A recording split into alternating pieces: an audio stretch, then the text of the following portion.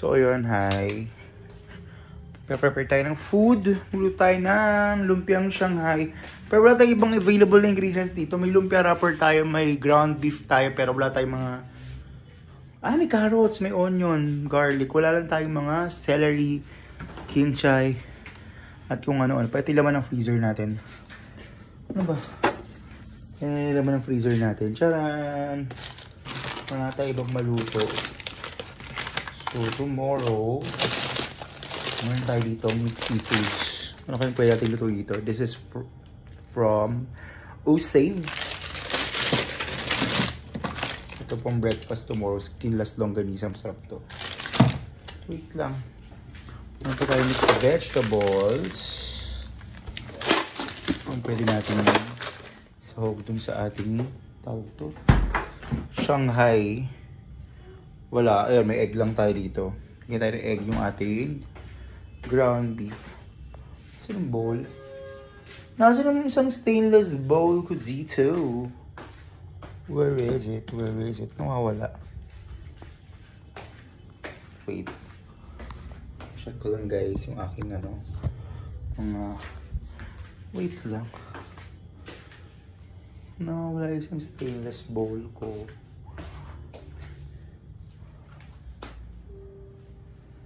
Wait guys, check ko lang ha. I'll be back. Nasaan yung isang stainless bowl ko doon na walang takip? Tatlo na yun nandun eh. Ibabaw na. Bakit nasa ilalim?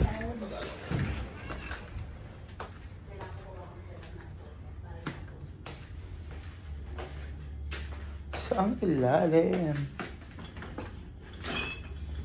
Ito ang ayoko dito. Dahil since ako yung lagi gumagamit ng kusina, alam ko yung mga gamit ko.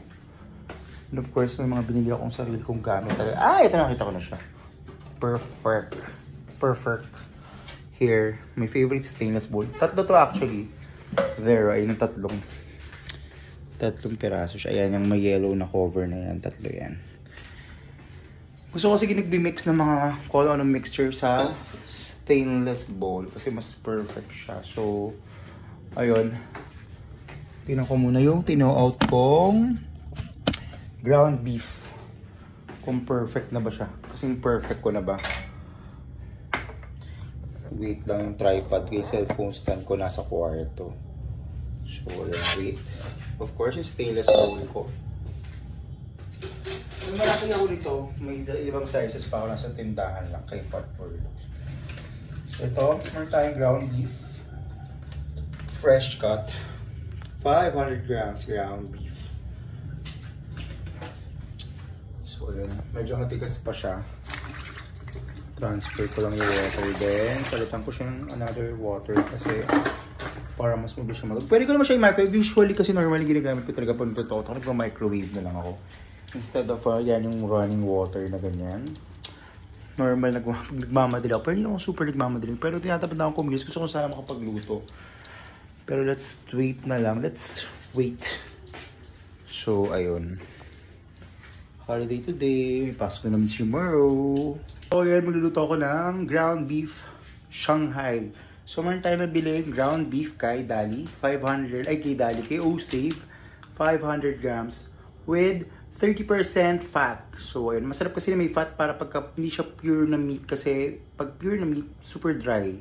Mas ma-moist siya, mas maganda yung moisture na lalabas ng meat natin kapag may fat content siya. So, ayun, let's do this guys. Magsashanghai tayo.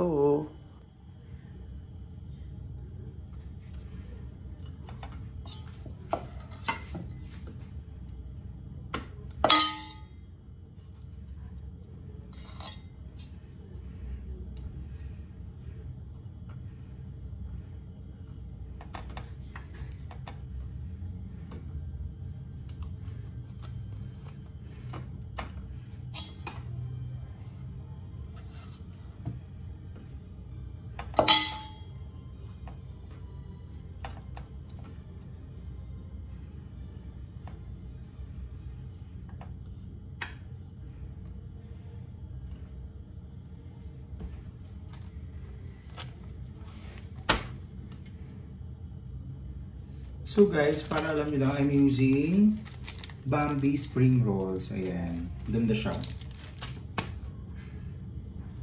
This is not sponsored advertisement ha. Hindi to paid partnership. So wala lang. Ito lang talaga yung nakasanayan na ginagamit namin kasi mas maganda yung wrapper na to kesa sa mga nabibili sa palengke. Available naman sa mga groceries and supermarkets to. Save More. Alam ko sa Pure Gold meron din. So ayun, Bambi products.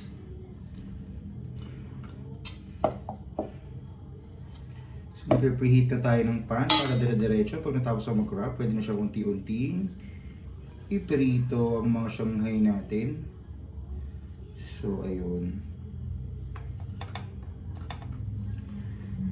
Dalawang size ang available ng Bambi na Spring Rolls wrapper. May large, then may small size. Yung small size, 35 pieces. Yung large, 25 pieces lang yun. So, ayun.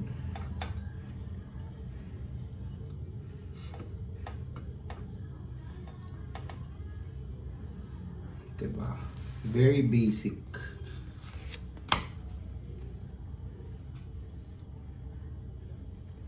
Dali niya pang paghiwalayin, hindi siya basta-basta nadudurog, napupunit.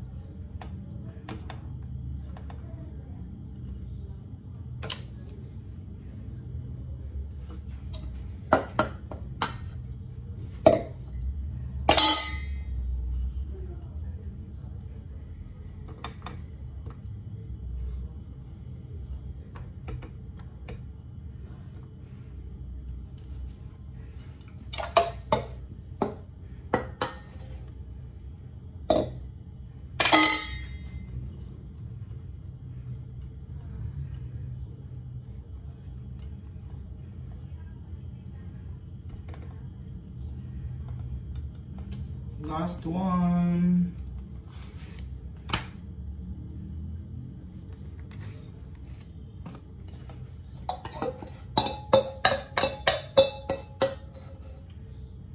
Perfect.